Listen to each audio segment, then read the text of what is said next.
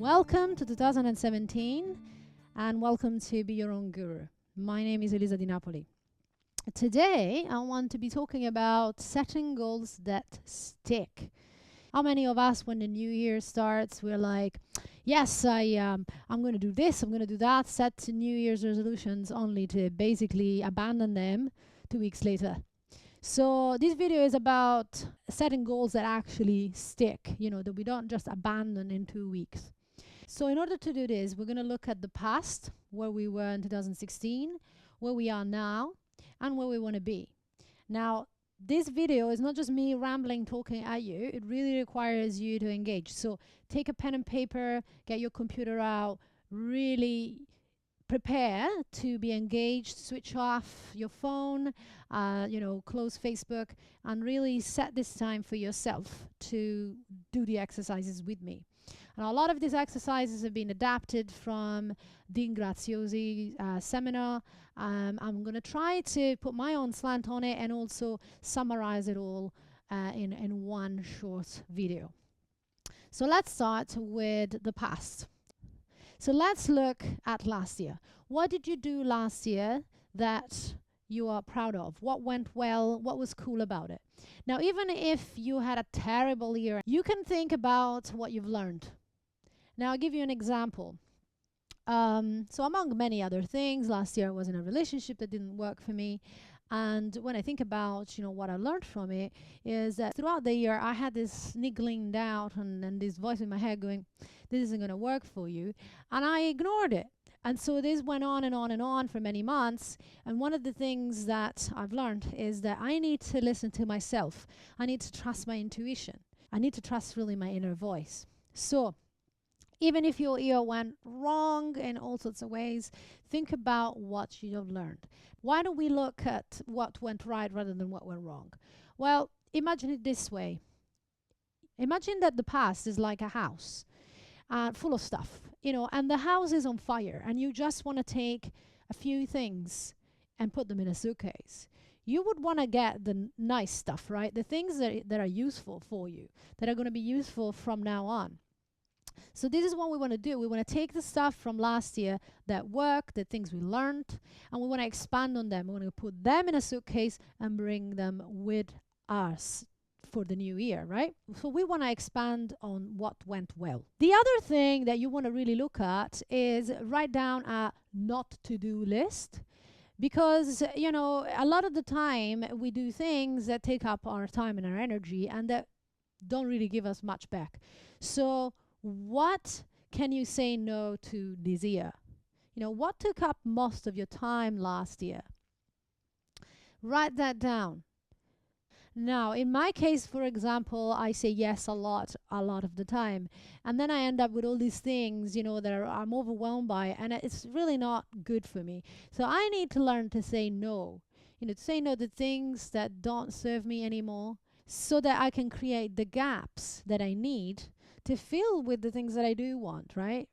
So, if I was going to go back onto that relationship example, one of the things I could say no to is relationships with men or women or friends or, that don't really work for me anymore. It's like this thing isn't really working for me anymore. So, and if I can't fix it, then really I gotta let it go. I gotta say no to it. But it could also be something like, maybe you spend a lot of time on Facebook and and that's wasted time. Maybe you could say no to that. Only you know what you are spending a lot of time on that doesn't really serve you.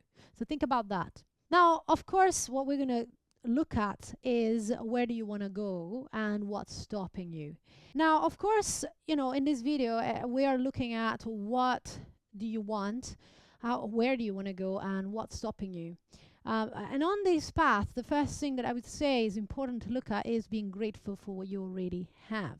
Because a lot of the time we spend a lot of energy thinking about what we don't want, and what you focus on expands. So you don't want that to expand, do you? You want what you want to expand, and the first thing is to be grateful for what you already have. When you do that, new opportunities open up. And you also liberate that energy that before was spent on thinking about what you don't want to create the things you do want. The second thing that's really important is, of course, confidence. But I'm going to go into this in another video. And I'm going to really look in that video about what makes you confident and that inner villain that sometimes stops you from getting where you want to be. So if you're interested in that, you can click on the link below and go and look at that video first. Okay, so now that we've looked at where you were, where we were last year, let's look at where we are now. Now, it's really, really important to be honest about this, because you don't want to lie to yourself and say, well, actually, it's okay, you know, that job that I have, it's fine. You know, it's like when you actually hate it. You know, or that relationship that you're in, yeah, I'll just settle for that, you know, he'll do, she'll do, you know. Are you actually happy? You know, is this working for you? You got to be honest, because change starts with honesty. Change starts with actually being real and authentic about where you are, even if that's painful. And sometimes that might be painful. You know, if you haven't taken action for a long time, maybe you have been stuck in a job you hate or a relationship you hate, or, you know, you're in a situation that doesn't make you happy. And there's going to be pain when you accept it. You know, you see, okay, this is the reality of where I'm at. But then once you have processed that pain, and you can move on. So it's really important to know where you're at and be honest about it, okay? So let's look at different areas of your life, and let's do this really, really practically. So let's look at, for example, the area of wealth, you know, money, financial success. Yeah, where are you from 0 to 10? You know, 10 being the best possible position, 0 being the dumps. You know, where are you? Just score yourself. Really pause the video, do it now. Now let's look at the area of health. You know, where are you at with health? You know, are you eating well? Are you exercising regularly? You know, do you feel healthy? You know, where are you again on a scale of 0 to 10? And then let's look at the sphere of relationships, intimacy, love. You know, do you have the friends that you want? How are your relationships with the friends that you have already? Do you want more friends? Or would you want more connection with your lover? You know, where are you at with love and relationships? 0 to 10. Again, this isn't about feeling bad about yourself. It's just about being real, okay? We want to improve this, but you need to be real about where you're at right now. The next one is, let's look at the area of fun. You know, having fun, hobbies, things you love to do apart from your work. You know, where are you at with that? You know, where is your score from 0 to 10? Let's look at your job. You know, are you completely happy with your job? You know, where's your level of satisfaction? And again, score yourself from 0 to 10. Well, in my case, when I look at fun, for example, I noticed this year when I was scoring myself, it wasn't very good. It was like it was 3. I'm like, oh my God, I'm not having that much fun. You know, I'm not having as much fun as I want to be having. And also in relationships, you know, I was kind of like a 5 or 6. It's like, I want people, you know, I want to connect more deeply with the people I'm friends with. I want to be more engaged, and I want to have more friends that I feel that connection with, you know. So look at these areas where you have a score that's below a 7. You know, those are the areas that you probably want to work on and focus on this year. So you want to look at the area of your life that is the one with the smallest number, because you want to know in what area of your life you want to take to the next level. And then think of some of the reasons. Why do you want this? You know, why? What's your reasoning behind it? Why do you want to improve this specific area? And you know, this could be about raising your personal standards, or you could also relate it to other people. You know, maybe you want to prove to your spouse that you can do this, or who would you like to kind of, you know, give you a pat on the back at the end of the year and go, well done. You know, and it could be just you, but it could also be other people. You know, think about it. This is going to help you to give you that motivation to actually do it. Here we go into an area where where there's the excuses, you know, I would like, but, you know, and this is sort of like the story that you tell yourself that stops you from getting where you want to be and gets you stuck where you are. But we're going to look at that in the video about confidence. Okay, and now it's time to look at where we want to go. Right? Where do you want to go? Now, it's really important to set goals. Why? Because if you don't know where you want to go, it's kind of like, you're just a drifter, you know? Anything could happen to you. You're really at the mercy of the wind. So think about it this way. If you wanted to build a house, You could just get a brick and then another brick and put it together and then kind of go, yeah, that's sort of like how you build a wall, and then it's going to go this way, and you're probably going to make a mess out of it, and you're going to have to do it again and again and again until one day maybe the house is built. And it might not even be the house that you want. It might be messed up, right? Or you could sit down and make a plan and go, what kind of house do I want? And you need to really have in your mind an idea, and it always starts in the mind. So you can close your eyes, you take a nice deep breath, you slow down, you tune in, and you imagine this imaginary house, the goal, what you actually want, right? Now, one way that I find really useful to do this is to actually do that. Close your eyes and think it's a year now in the future. It's a year from now, and you're looking back and you're going, wow, that was an amazing year. That year is so good. All these things happened. What are these things that happened? And do it now. Close your eyes. Think about it. It's the best year of your life, or one of the best years of your life, and you're looking back and you're going, yeah, amazing, because this happened, this happened, this happened, and this happened. So those are your goals. Those are the things you would like. And then look at these goals and really ask yourself, what's the deep core emotion that goes with these goals? You have to ask yourself, why do I want this? Now, there's different levels of why, and if you want to really go there and look at this, check out my why video. What deep core emotion are you going to feel when you've reached your goal? And don't just say happy, because happy is like so vague. What makes me happy doesn't make you happy. I would be happy playing drums and then being, creating music from day to the night, that would make me really happy. I'm also really happy reading a book. I'm happy writing. Maybe that doesn't make you happy at all. Maybe what makes you happy is completely different, So you gotta be specific. What's the emotion? And for me, the emotion of my why, why do I want this? Why do I want my goals? Is that I want to feel alive. I want to feel like I'm growing all the time. I want to feel like I'm making a difference. That's my real deep inner why. And your one might be different. Maybe you want to take care of your family, you want to set up a new business because you want to have control. It doesn't matter what your why is, but you really need to connect to it. And what will be the emotions that you will feel when you get there? How will your confidence would have grown? You really must attach the emotion to your goal. If you don't attach an emotion to your goal, you're not going to do it. The emotions like the fuel. It's the fuel for the engine. You want to go from A to B, from this town to that town. You need to put fuel in the car. That's your motivation. You need to know what your motivation actually is. And also think about this. What will you feel if you don't do it? What will you feel if you give up on yourself? What would you feel if you gave up on yourself? And I give you an example about this. 10 years ago, I wanted to be a drummer.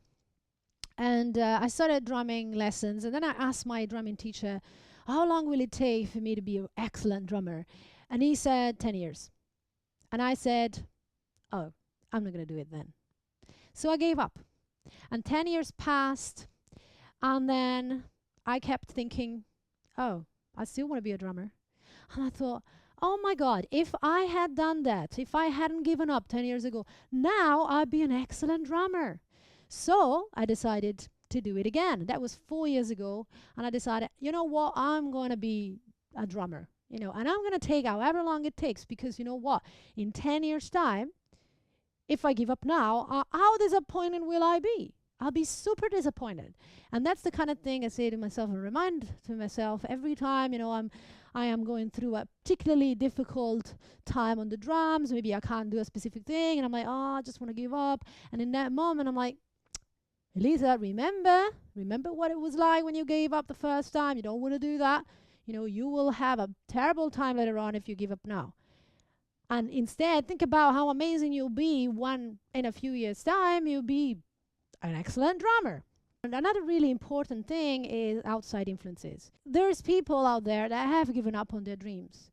You don't want to ask for their advice, and you might not want to tell them your goals, because these people will try to tear you down and say, no, don't go for it. You don't have what it takes. And you don't want that person influencing in that negative way. You want to be surrounded by people that are encouraging of you, that are giving you that strength and support that you need. If you have people that are negative, well, you might want to consider letting go of them. Or if it's your spouse or your best friend and you don't want to let go of them just yet, or you don't want to let go of them at all, then you may want to be the change that you want them to be. You may want to be the person that you want them to be. You may want to give them the support. You want to model what you want them to do for you. Then you can decide if they're growing with you, if they're following your example and doing their own thing, or whether it is time to let them go. Now let's look at your goal. Your goal needs to be specific. It needs to be tangible. You can't just say, oh, I want to lose weight. That's too vague. You need to know how many pounds, kilos you want to let go of. You want to know why. What are the benefits of losing those 10 kilos or whatever it may be? Your benefits could be different from mine. Maybe you want to let go of those kilos because you want to be sexy and you want to wear the clothes that you love, or maybe you want to do it because you want to be fit and healthy and you want to run a marathon. I don't know, but you need to ask yourself that question. Why do I want this? What are the benefits that are going to come with this? What are the results? What are 5 tangible results that you're going to get when you reach your goal? So that you can ask yourself, I'm going to be successful when this and this and this and this happen. Maybe it's about improving the connection with your spouse. Even in that case, what are the results that you want? I'll know that I'll be successful when I'm going out on a date with my spouse once a week, or when we're having time without the kids once a week, or whatever it is that the results would be. You need to really know that when you've been successful, so you can measure it. You can say, oh yeah, okay, it's worked. And also along this journey, ask yourself, what are the things that could go wrong? Because you want to be prepared. You don't want to just wait for something to go wrong and then have the perfect excuse to give up. So say that you say to yourself, well, I want to have a healthy diet. I want to eat healthily. And then one day you get invited to a birthday party and you overeat. What are you going to do? You could beat yourself up and go, oh, well, I give up now. Or you could say, well, okay, so I've gone a bit off course. I had loads of calories last night that I shouldn't have had, but that's okay. It just means that today I'm going to eat less. So you are gentle, compassionate with yourself, and you kind of think in your mind what you're going to do. What could go wrong? Or say you want to stop smoking and you think, oh yeah, I'm going to stop smoking. But then you know that you've got a friend who always offers you that cigarette, and what are you going to do? Think about it. Close your eyes. Think about that time when that friend of you at the pub, maybe you're a bit drunk, and he goes, hey, come on, have that cigarette. And that moment, what are you going to do? Imagine it in your mind, because as you imagine it in your mind, you're conditioning yourself, your subconscious mind, to act in that way. You're preparing yourself for that eventuality so that when it happens, you know what to do. You're not unprepared. You're not a victim. You're going to be consciously reacting to that situation. So you can say, what would I do if that happened? Think about it now. Now let's think about what are the steps you're going to take tomorrow. Because you see, this is the thing. You might have this wonderful goal, but if you don't implement it, if you don't know what the plan is to get there, you're not going to get there. Now, this doesn't mean that you have to know absolutely everything, absolutely every single step to get there, because that's kind of impossible. Things develop as you start, but what you do want to know is what's the next step. And this is the thing that can help you overcome the overwhelming feeling of, there's too much, So how do you do it? Well, think about it this way. If you were in a car in the middle of the night and you had the headlights on, you would probably just be able to see the next meter ahead. And that's all you really need to see, right? You cannot know what the road is going to do, and you need to trust yourself and the car that the headlights are going to point to the next meter, and that's enough. Meter by meter, meter by meter. That's all you need to know. So what's the next step? What's the thing you could do tomorrow or even today to further you along that road towards your goal. What are your strengths? How are you going to make this happen? Because you don't know how to do absolutely everything, but you do know how to do some things. You do have some strengths, so you do have some skills. Now, in order to get to the next level, you're going to have to upgrade those skills. Now, this doesn't need to be done all at once. Once again, look at the first thing, the most important thing, or the first thing that comes into your mind. As you upskill, as you learn, your opportunities will grow and expand as well. So you're never going to stop learning. You can't just say, oh, well, this is what I know how to do and that's it. Because if you do that, you're never going to get anywhere. But you need to build on the skills you already have and learn a new thing. And as you learn this new thing, then there's the next new thing, then there's the next new thing. And before you know it, you have a lot more knowledge that you had at the beginning. And so your opportunities will have grown. Also think about it. What support do you have? What do you need to say no to? What time are you setting aside for this? That's a commitment. You need to commit. Is it an hour a day or an hour a week? You want to write a novel? Well, you need to sit down every day for 15 minutes. Maybe you just want to commit to that, to sitting down for 15 minutes in front of your computer and see what happens. What people do you know that have written a novel or maybe might help you, tutors, mentors? Or if you want to lose weight, maybe what support do you have with that? You could go to a program, you could go, get someone, a hypnotherapist to help you, a coach, a friend. What is the time that you're setting aside? When are you going to go to the gym? You need to plan it. You need to put it in your diary, schedule it. Don't leave it all vague, because otherwise it's not going to happen. And again, try not to focus on the spilled milk. If you spill milk on the floor, everybody knows this, right? You could just cry over it, or you could get the mop. So let's focus on the mop. Even if you want to get your relationship to a better level, or you want to meet a new person, don't focus on all the relationships that went wrong in the past, but focus on what you actually want in the future. And fear is one of the things that you really need to look at, because fear is one of the things that's got the potential to stop you in your tracks.